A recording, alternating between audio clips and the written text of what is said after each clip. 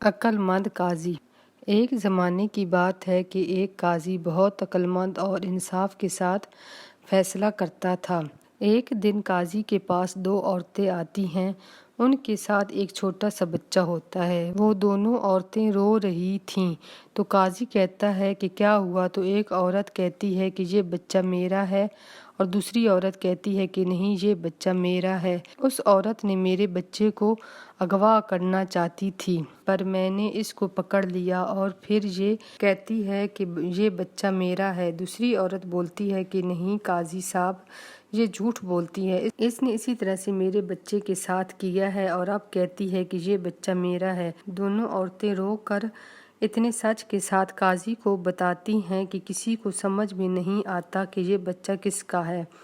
قاضی کہتا ہے کہ تم میں سے ایک بھی بچے کو چھوڑنا نہیں چاہتی، اس لیے میرے انصاف کے مطابق بچے کو دو حصوں میں کاٹ دو۔ ایک حصہ ایک عورت لے جائے تو دوسرا حصہ دوسری عورت لے جائے، اور ایک تلوار لے کر آؤ۔